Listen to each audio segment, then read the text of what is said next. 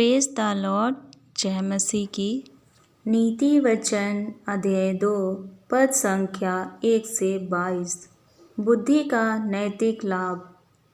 हे मेरे पुत्र, यदि तू मेरे वचन ग्रहण करे और मेरी आज्ञाओं को अपने हृदय में रख छोड़े और बुद्धि की बात ध्यान से सुने और समझ की बात मन लगा कर सोचे और प्रावीणता और समझ के लिए अति यत्न से पुकारे और उसको चांदी के समान ढूंढे और गुप्त धन के समान उसकी खोज में लगा रहे, तो तू यहोवा के भय को समझेगा और परमेश्वर का ज्ञान तुझे प्राप्त होगा।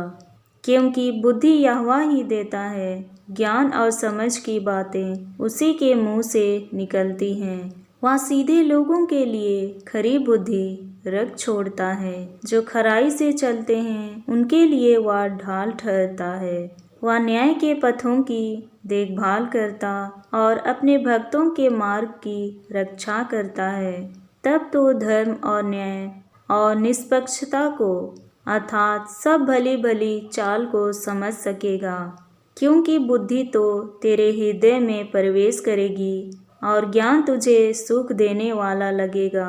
विवेक तुझे सुरक्षित रखेगा और समझ तेरी रक्षक होगी, ताकि तुझे बुराई के मार्ग से और उलटफेर की बातों के कहने वालों से बचाए, जो खराई के मार्ग को छोड़ देते हैं ताकि अंधेरे मार्ग में चलें, जो बुराई करने से आनंदित होते हैं और दुष्ट जन की उलटफेर की बातों में मगन रहते हैं, जिनकी चाल चलन टेढ़ी मेढ़ी और जिनके मार्ग बिगड़े हुए हैं। तब तो पराई स्त्री से भी बचेगा, जो चिकनी चुपड़ी बातें बोलती हैं और अपनी जवानी के साथी को छोड़ देती और जो अपने परमेश्वर की वाचा को भूल जाती है। उसका घर मृत्यु की ढलान पर है और उसकी डगरें मरे हुओं के बीच पहुँचती हैं।